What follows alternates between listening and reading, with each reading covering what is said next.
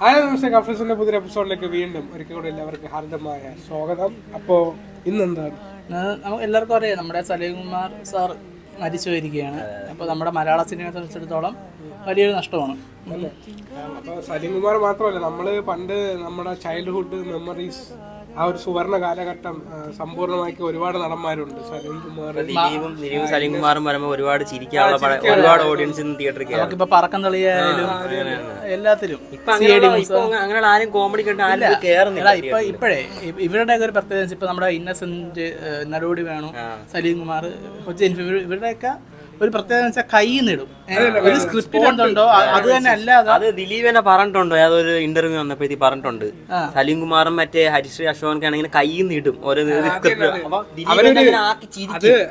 മോഹൻലാലും മമ്മൂട്ടിയായും പറഞ്ഞിട്ടുണ്ട്. അവരെന്ന് പറഞ്ഞാൽ അവർ ഗീവ് ആൻഡ് ടേക്ക് പോലെയാണ്. അവരെന്ത് കൊടുക്കും അതിന് തിരിച്ചവർ തരും. അതുകൊണ്ടാണ് അത്രയും അടിപൊളിയായത്. ഇപ്പൊ അതുപോലെ ഒരു കോമഡി റോൾ എടുത്ത് ചെയ്യാൻ പറ്റുന്ന ആൾക്കാരില്ല ശരിക്കും. അവരൊക്കെ ലെജൻഡ്സ് ആയിരുന്നു. ഇനിയിപ്പോ ആരുണ്ട്, ഇനിയിപ്പോ യങ്സ്റ്റേഴ്സ് ഒക്കെ ഇതൊരു ഫീൽ കിട്ടത്തില്ല. ഇവരെല്ലാരും കൂടെ ഉണ്ടാക്കിയ ഒരു മലയാള സിനിമ ഉണ്ട്. അതിന്റെ കാലഘട്ടം കഴിഞ്ഞ് പുതിയൊരു യുഗത്തിലോട്ട് പോവുകയാണ്. ആ പടം നമുക്ക് ടിവിയിൽ ഇപ്പൊ ഭയങ്കര റിപ്പീറ്റ് വാല്യൂ, അത് തന്നെ റിപ്പീറ്റ് വാല്യൂ ഉള്ള ചിത്രങ്ങളാണ് ഇവർ അഭിനയിച്ച എല്ലാ പടങ്ങളും. ഇപ്പം സലീംകുമാർ സാറിനെ പറ്റി പറയുകയാണെങ്കിൽ ഇടയ്ക്ക് ഒരു വലിയ ഗ്യാപ്പ് എടുത്തിട്ട് നമ്മളെ ഫയർമാനിലൂടെയാണ് തിരിച്ചു വന്നാൻ തോന്നുന്നത്. അതിപ്പോ നല്ല സ്കെൽറ്റയിലെ ഓർമ്മയില്ലേ, ഷുഗർ ഒക്കെ ആയെന്നാണ് തോന്നുന്നത്. ഒരുപാട് മെലിഞ്ഞു പോയി. അപ്പൊ നമുക്ക് ഇത് ആരാണെന്ന് പോലും തോന്നിപ്പോയി. അങ്ങനത്തെ രൂപമാറ്റം ഒരു സംഭവിച്ചത്. പിന്നെ കുറെ ആൾ കഴിഞ്ഞപ്പം ആ മെലിഞ്ഞ രൂപം മാറി കുറച്ചും കൂടെ വണ്ണം വെച്ചു. അങ്ങനെ ആയി. പിന്നെ മോശമായി അങ്ങനെയാണ്.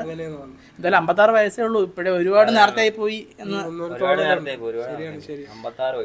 അതെ, പക്ഷെ ഇങ്ങനെ ഒരുപാട് നമ്മളെ എന്താണ് നമ്മളത് വിട്ടു പിരിഞ്ഞു പോയ ഒരുപാട് നമുക്ക് ഓർമ്മ അല്ലേ, അങ്ങനത്തെ കുറെ.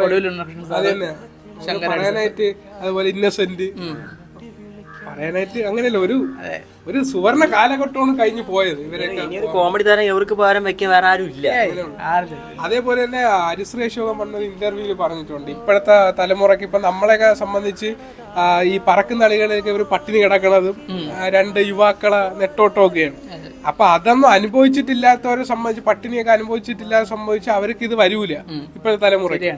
അപ്പൊ അവര് ഒരുപാട് വേദനകളോ അനുഭവിച്ചാണ് ഈ മലയാള സിനിമയിൽ ഒരു സ്ഥാനം ഉണ്ടാക്കിയെടുത്തത്. പിന്നെ മറ്റേ പുലിവാൽ കല്യാണം തന്നെ ഇവര് വന്നപ്പോഴാണ് ആ പടം ഒന്ന് ഹൈ ഞാൻ എന്നൊരു ഫോട്ടോ കണ്ടാണ്. അവരാ കൊച്ചി ഹനീഫയും സലീംകുമാറും മറ്റേ കാറിൽ ഇങ്ങനെ പോകുന്നത് വല്ലാത്തൊരു ഫീൽ ആയി പോയി. പിന്നെ നമുക്ക് എല്ലാവർക്കും അറിയാം മറ്റേ ആ പാട്ടിന്റെ കാര്യം, എന്തൊന്നും വന്നില്ല. ആ പാട്ടിനെ പറ്റി സലീംകുമാർ സാർ പറഞ്ഞ കാര്യമുണ്ട്, കൂടെ ഇരുന്ന എല്ലാവരും മരിച്ചുപോയി, ഇനി അടുത്ത ഞാനാണെന്ന് അറിയുമ്പോൾ ഒരു വല്ലാത്ത വിഷമമാണ്. ഇപ്പം അവസാനത്തെ ആളും നമ്മളെ വിട്ടു പോയി.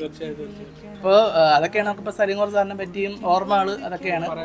സലീംകുമാർ സാറിനെ പറ്റി പറഞ്ഞപ്പോൾ ബാക്കിയുള്ള എല്ലാവരെയും പറ്റി പറയേണ്ടി വന്നു. മാമുക്കയെ പറ്റി എല്ലാവരെ പറ്റിയും നമുക്ക് പറയാതിരിക്കാൻ പറ്റൂല. അങ്ങനത്തെ ഒരു കോമ്പിനേഷൻ അതാണ്. പ്രത്യേകിച്ച് കല്യാണരാമൻ, ഈ ഒരു ഭൂരിപക്ഷം നോക്കുകയാണെങ്കിൽ സലീംകുമാറിന്റെ ഒട്ടുമിക്ക കോമ്പിനേഷനും ദിലീപ് പോയിട്ടാണ്.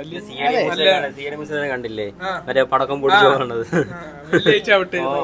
ഇപ്പൊ CID മൂസ 2 വരുന്നു എന്നൊക്കെ ഇടയ്ക്ക് പറഞ്ഞായിരുന്നു. പക്ഷെ അല്ല, അങ്ങനെയല്ല, നമുക്കൊരു പ്രതീക്ഷ ഉണ്ടായിരുന്നു. സലീംകുമാർ സാറും കൂടെ ഉണ്ട്, അതുകൊണ്ട് പിടിച്ചിരിക്കുന്നു. ഇപ്പൊ ഇനിയിപ്പോ അതും ഇല്ല. ഇന്ന് വൈകുന്നേരത്തോടെ നമ്മുടെ ഭൂമി വിട്ട് സലീംകുമാർ സാർ പോവുകയാണ്. അപ്പോൾ ആദരാഞ്ജലികൾ സാറിന് ട്രിബ്യൂട്ട് വീഡിയോ പോലെ വന്നതേ ഉള്ളൂ. എൻ്റെ ഓർമ്മകളെല്ലാം നമ്മുടെ മനസ്സിൽ തന്നെ ഉണ്ടാവും.